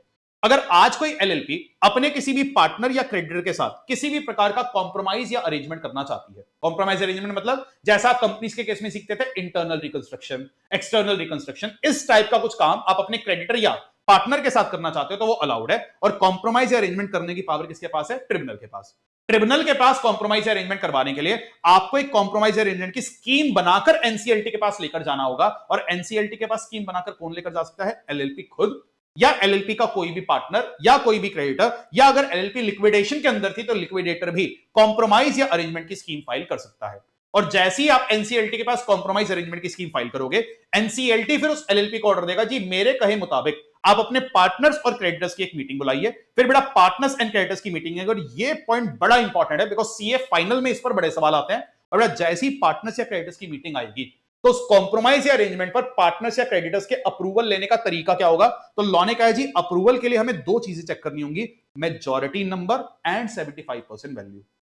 मतलब अगर उस मीटिंग में बेटा लेट सपोज 4 क्रेडिटर्स आए या लेट सपोज 5 क्रेडिटर्स आए, तो कॉम्प्रोमाइज या अरेंजमेंट कब सैंक्शन माना जाएगा, जब पहले तुम देखेंगे मेजॉरिटी नंबर कि 5 में से 3 क्रेडिटर्स हां कर दें और उन 3 क्रेडिटर्स के पास आउटस्टैंडिंग डेट कितना होना चाहिए, 75%। बस ध्यान रखना, ये जो आप मेजॉरिटी देखते हो या वैल्यू देखते हो या आप किसके हिसाब से देखते हो, पार्टनर्स या creditors present and voting, that is जब मीटिंग में आते हैं और वोट डालते हैं, तो इन 5 में से 3 का अप्रूवल जरूर आना चाहिए। और अगर पांचों के पास मिलाकर लेट सपोज 1 करोड़ का डेट था, तो इन 3 के पास कम से कम 75 लाख का आउटस्टैंडिंग डेट होना चाहिए, तब जाकर के कॉम्प्रोमाइज अरेंजमेंट अप्रूव होगा। और बेटा जैसे आप कॉम्प्रोमाइज अरेंजमेंट अप्रूव कर दोगे, फिर एनसीएलटी अपना ऑर्डर पास करेगा और एनसीएलटी के ऑर्डर की कॉपी फिर अगले 30 दिन में आप आरओसी के पास फाइल करते हैं, तब जाकर के आपका कॉम्प्रोमाइज अरेंजमेंट सैंक्शन होगा। और ध्यान रखना, इस कॉम्प्रोमाइज या अरेंजमेंट को पूरा गवर्न करने की पावर ट्रिब्यूनल के पास है। तो जब वो कॉम्प्रोमाइज या अरेंजमेंट इंप्लीमेंट हो रहा होगा, ट्रिब्यूनल उसकी इंप्लीमेंटेशन के दौरान कोई भी ऑर्डर पास कर सकता है, और किसी भी मोमेंट पर अगर ट्रिब्यूनल को लगे कि कॉम्प्रोमाइज या अरेंजमेंट इंप्लीमेंट करवाना मुश्किल हो रहा है, वो चाहे तो वो एलएलपी का वाइंडिंग अप भी करा सकता है। एंड लास्ट पॉइंट क्या कह रहे हैं भाई, provisions for facilitating reconstruction and amalgamation. बेटा जो वर्ड कॉम्प्रोमाइज या अरेंजमेंट होता है उसमें दुनिया जान की बहुत सारी चीजें आती है, internal reconstruction, external reconstruction, merger, amalgamation. पर ध्यान रखना, सारे के सारे टाइप के कॉम्प्रोमाइज और अरेंजमेंट पर सेक्शन 60 तो आपका अप्लाई कर जाएगा, पर उनमें से कुछ ऐसे टाइप के कॉम्प्रोमाइज अरेंजमेंट होते हैं जिनके तहत एक एलएलपी के एसेट या ट्रांसफर आपको किसी एलएलपी के एसेट या लायबिलिटी आपको दूसरी एलएलपी को ट्रांसफर करने होते हैं। आप समझ लेना, फॉर एग्जांपल मर्जर, जैसे आप कंपनीज में मर्जर सीखते हो, for example D merger, for example external reconstruction.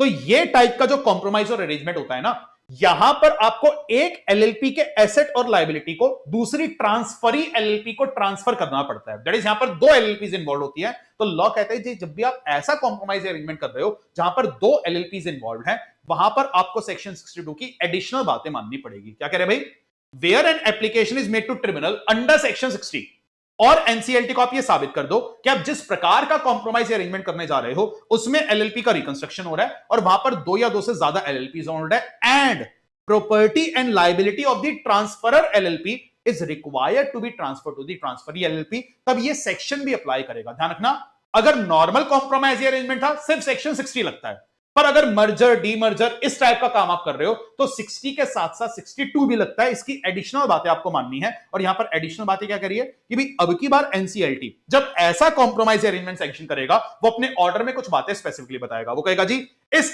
LLP के एसेट, दैट इज इस ट्रांसफरर एलएलपी के एसेट उस दूसरी ट्रांसफर एलएलपी को ट्रांसफर हो रहे हैं, ये बात आप स्पेसिफिकली बताओगे।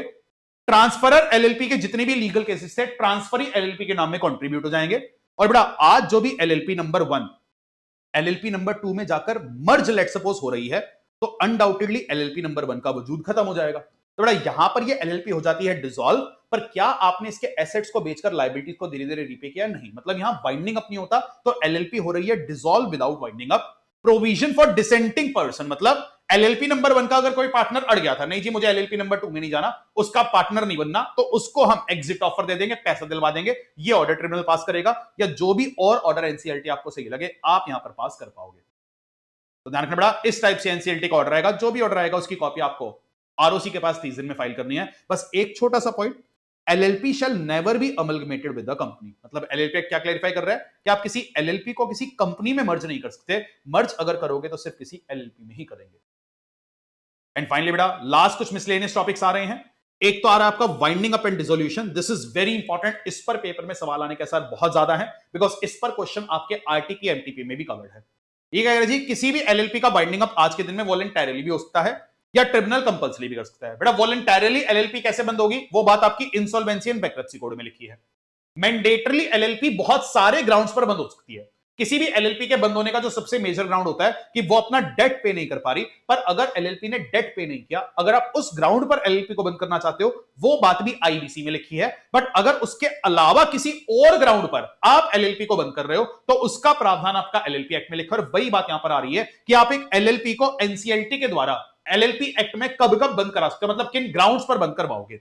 तो लग रहा है भाई अगर एलएलपी ने डिसाइड कर लिया कि इसको वाइड अप होना है तब, या अगर एलएलपी में 6 महीने से ज्यादा जो नंबर ऑफ पार्टनर्स थे वो 2 से कम थे, तो एक पार्टनर पर्सनली लायबल भी है और इस ग्राउंड पर आप एलएलपी को बंद भी करा सकते हो। यही बात आपने सेक्शन 6 में ही पढ़ी थी। और आगे कह रहे भाई अगर किसी एलएलपी ने इंडिया की सोवर्निटी इंटीग्रिटी के अगेंस्ट काम किया, फॉर एग्जांपल पता चला जी वो एलएलपी टेररिस्ट के साथ मिलकर के काम कर रही थी, तो ऐसे एलएलपी को तो बंद कराया जाएगा। या बेटा अगला पॉइंट बड़ा इंपॉर्टेंट है, उस एलएलपी ने अपनी बैलेंस शीट पीएनएल या एनुअल रिटर्न लगातार अगर 5 साल तक फाइल करने में डिफॉल्ट किया है, इस ग्राउंड पर भी एलएलपी को वाइड अप करा जा सकता है, या any other ground which is just an equitable. पर ध्यान रखना यहां पर डेट के डिफॉल्ट का ग्राउंड क्यों नहीं है, बिकॉज डेट वाली बात अब इंसॉल्वेंसी एंड बैंक्रप्सी कोड में चली गई है, उसका पूरा प्रोसेस वहां आएगा। एंड फाइनली कह रहे भाई एलएलपी और पार्टनर क्योंकि सेपरेट लीगल एंटिटी है, तो एलएलपी अपने पार्टनर के साथ भी बिजनेस कर सकती है, उसको कुछ पैसा लेंड कर सकती है, उससे पैसा रेज कर पाएगी। अगर सीजी चाहे तो वो कंपनीज एक्ट के कुछ सेक्शन एलएलपी पर अप्लाई कर सकती है। एलएलपी एक्ट में कुछ चीजों पर या लेट फाइलिंग्स पर, आप जब डॉक्यूमेंट लेट फाइल करोगे तो आप पर एडिशनल फीस भी लगेगी, और अगर आप सेम ऑफेंस दोबारा से रिपीट कर जाते हो तो ऐसे केस में आप पर जेल का प्रावधान तो सेम ही रहेगा, पर आप पर जो फाइन लगेगा वो दुगना हो सकता है। दिस इज ऑल अबाउट आपका LLP act. But I tried from my side कि मिनिमल टाइम में आपकी पूरी एलएलपी एक्ट को फटाफट स्पीड में रिवाइज किया जाए। जो भी आपको यहां पर इनपुट आपको वीडियो के कमेंट बॉक्स में जरूर बताना, बट एलएलपी एक्ट हमने रिवाइज जरूर कर लिया है। बट यहां पर जो सबसे इंपॉर्टेंट बात है, और इसको बिल्कुल भी स्किप मत करना, ये है ईएफक्यूज, बिकॉज ये एलएलपी एक्ट के एकदम लेटेस्ट क्वेश्चन है जो आरटीपी और एमटीपी में 2024 में आए हैं। MTP series number 1, series number 2, ईएफक्यूज की पीडीएफ आपको लिंक से मिल जाएगी, तो वीडियो के डिस्क्रिप्शन में एक लिंक आ रहा है, क्लिक करेंगे वहां से आप डाउनलोड कर पाएंगे। इनके आंसर्स मैं आपके साथ डिस्कस कर रहा हूं, इनके प्रॉपर आंसर्स अगर आपको चाहिए होंगे तो आरटीपी एमटीपी वो भी आपके इंस्टीट्यूट की वेबसाइट पर अपलोडेड है, हमारे टेलीग्राम पर भी मिल जाएंगी, तो वहां से आप इनके एग्जैक्ट आंसर भी टेस्ट कर पाएंगे। तो अब हम इसके ईएफक्यूज को सॉल्व करने जा रहे हैं ताकि पेपर के लिए हमारी तैयारी थोड़ी सी और पक्की हो जाए। चलिए बड़ा आते हैं और ये एएफक्यूज करना करते हैं स्टार्ट। पहला जो सवाल आ रहा है वो आपका आरटीपी में 2024 का है। क्या कह रहे हैं भाई, Bhavesh Yash Chirag incorporated a limited liability partnership for doing business of trading of timber under the name of solid Lakkad LLP. Chirag shifted his residence from block 12 block C Kamla Nagar Agra to 808। तो बेटा एक पार्टनर ने अपना एड्रेस चेंज किया, उन्होंने जो एड्रेस चेंज किया वो 16 नवंबर को चेंज किया। बेटा जब भी कोई पार्टनर अपना नेम या एड्रेस चेंज करता है वो एलएलपी को उस चीज की जानकारी 15 दिन में देता है, और उन्होंने ये बात एलएलपी को 20 नवंबर को बता दी। पार्टनर ने अपना काम पूरा किया, पर क्या एलएलपी को भी ये जानकारी आरओसी को प्रोवाइड करनी पड़ती है? बिल्कुल। और बेटा एलएलपी ये जानकारी कितने दिन में प्रोवाइड करती है? 30 दिन में। अब यहां पर एक बहुत बारीक सा पॉइंट चेक हुआ, बस ध्यान रखना बेटा, जब एलएलपी में पार्टनर अपना नेम और एड्रेस अपडेट करके 15 दिन में बताता है, एलएलपी को भी वो जानकारी आरओसी को 30 दिन में प्रोवाइड करनी तो है, और ये 30 दिन काउंट कहां से होंगे? Of such change. इस छोटे से पॉइंट पर इंस्टीट्यूट ने सवाल बना दिया कि जो 30 डेज काउंट होंगे बेटा इस 16 नवंबर से काउंट होंगे, जब ये पार्टनर ने इंटीमेट किया वहां से काउंट होंगे। These will be counted from 16th of November, that is why इसका आंसर आएगा 16th दिसंबर। बेटा एलएलपी को 30 दिन जो मिलते हैं वो पार्टनर के इंटीमेट करने के बाद नहीं, जिस दिन चेंज होता है वहां से मिलते हैं। इस छोटे से पॉइंट पर सवाल है, ध्यान रखना। आते अगले सवाल पर। यह आपका मई 2024 का सवाल है और उसकी एमटीपी में गिवन है। मई 24 की एमटीपी का यह सवाल आ रहा है। मैं सीधा क्वेश्चंस पर आऊंगा, जरूरत लगेगी तो हम केस स्टडी भी पढ़ेंगे। पहला सवाल क्या कह रहे हैं भाई, when the registrar directed Vidya Masterminds LLP to change its name, by which date the LLP should have changed the name.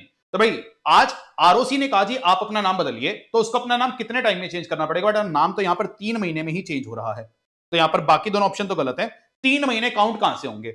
Bye 5th of August, that is within 3 months from the date of issue of the direction, या 10 अगस्त जिस दिन ROC की वो direction LLP को receive हुई। Once again एक बहुत ही minute से पॉइंट पर आपकी नॉलेज टेस्ट की जा रही है कि 3 महीने कहां से काउंट होंगे? जब नाम चेंज करने का ऑर्डर आया वहां से, या जिस दिन वो ऑर्डर आपको रिसीव हो रहा है वहां से। ध्यान रखना जिस दिन वो ऑर्डर आता है, तो that is why option number 1 is correct. अगला सवाल कह रहा है, Vishnu was appointed as a designated partner in Vidya Masterminds LLP on 25 July. तो बड़ा डेजिग्नेटेड पार्टनर अपॉइंट होने वाली बात आपको कितने दिन में इंटीमेट करनी पड़ती है? 30 दिन में। 30 दिन अगर आप कैलकुलेट करेंगे तो आंसर क्या आ जाएगा आपका? 24th of August। और यहां पर भी आपका एक बहुत माइन्यूट सा नॉलेज का टेस्ट हो रहा है बेटा। यहां पर आपको जो 2 ऑप्शन दिए गए हैं कि 24 अगस्त सही होगा या 25 अगस्त, क्योंकि अगर आप 30 दिन कैलकुलेट करोगे तो आंसर 24 अगस्त आता है, 1 महीना कैलकुलेट करोगे तो आंसर 25 अगस्त आता है। तो ध्यान रखना हम कैलकुलेट किसके हिसाब से करते हैं? डेज के हिसाब से। दैट इज व्हाई 30 डेज यहां पर करेक्ट है, तो option number B will be correct. अगला क्वेश्चन कह रहा है भाई, whether mister Vasuki will be liable for penalty for not intimating the registrar about the appointment of mister Vishnu as designated partner. तो क्या मिस्टर वासुकी यहां पर लायबल हैं? इसके लिए बेटा एक बार केस स्टडी पढ़नी पड़ेगी। मैं चाहूंगा एक बार केस स्टडी में आप मिस्टर वासुकी वाली बातें खुद से सर्च करें। अगर बड़ा केस स्टडी में आपने सर्च किया, लास्ट लाइन यहां पर आ रही है कि on 20 of June 2023 mister Vasuki had given a written notice to the LLP that he could not continue as partner. तो बड़ा पार्टनर ने तो एलएलपी को नोटिस दे दिया और उन्होंने कहा जी मैं 22 जुलाई से पार्टनर नहीं रह पाऊंगा। बहुत बढ़िया। This cessation from LLP was also not informed by either LLP or Vasuki to ROC, पर ROC को यह जानकारी नहीं दी गई। तो सवाल पूछ रहा है जी, whether Mr. Vasuki will still be liable for penalty for not intimating the registrar about appointment of Mr. Vishnu as designated partner। सवाल क्या कह रहे हैं कि भाई जो विष्णु नए डेजिग्नेटेड पार्टनर आए थे, अगर उनके बारे में हमने आरओसी को इंटीमेट नहीं किया था तो क्या वासुकी जो आज पार्टनर अपना पद छोड़कर जा चुके हैं वो इस ऑफेंस के लिए लायबल हो सकते हैं? बेटा बिल्कुल हो सकते हैं, बिकॉज आज उनका ऑफिस वेकेट हो गया, ये जानकारी आरओसी के पास है ही नहीं। तो आरओसी की नजर में आज भी मिस्टर वासुकी एक डेजिग्नेटेड पार्टनर है, बिल्कुल वो लायबल हो जाएंगे। That is why option number B is correct, because a former partner is to be regarded still being a partner of LLP unless a notice has been delivered to the registrar by the former partner। आते अगले case study based MCQ पर। ये if I am not wrong आपका MTB जो series 2 आई है मई 24 की, उसका सवाल है, करते हैं डिस्कस। पहला पॉइंट क्या कह रहे भाई, whether Manoj could be considered as resident और not as per the LLP act. Manoj could not be considered resident in India because वो 182 दिन, बेटा 182 दिन का तो क्राइटेरिया है ही नहीं। पहला ऑप्शन भी गलत हो गया, तीसरा ऑप्शन भी गलत है बिकॉज आज के दिन में क्राइटेरिया 120 डेज का है। तो ऑप्शन बी या डी में से कुछ करेक्ट होगा। ऑप्शन बी कह रहे भाई Manoj could not be considered resident in India as he was not in India for 120 दिन in the preceding 1 year।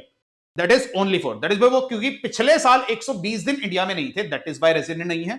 या Manoj will be considered as resident because वो 120 दिन during the financial year थे। ध्यान रखना बेटा, option number 4 will be correct because हम current year में स्टे देखते हैं, तो करंट ईयर में क्योंकि वो 120 दिन रहे हैं तो उनको रेजिडेंट मान लिया जाएगा। अगला सवाल इंटरेस्टिंग है, what would be the worth of capital contribution by Manoj. तो इसके लिए केस स्टडी देखनी पड़ेगी कि मनोज ने यहां पर जो कैपिटल कंट्रीब्यूशन करा उसका वर्थ क्या होगा। तो यहां पर एक बात आ रही बेटा मिस्टर मनोज के लिए कि Manoj was out of India, he agreed to join the LLP and also agreed to contribute his office premises at Sanjay Place Palwal and funds of ₹5 lakh as capital contribution. तो मनोज ने कहा भाई मैं 5 लाख रुपए तो कैपिटल और साथ में अपना ऑफिस प्रीमाइसेस दैट इज अपनी इमूवेबल प्रॉपर्टी एलएलपी को प्रोवाइड करना चाह रहा हूं। Manoj joined the firm on 25 January 2023 as LLP का पार्टनर, और बेटा मनोज ने उस दिन ज्वाइन किया। The above said premises was purchased by Manoj 5 years ago.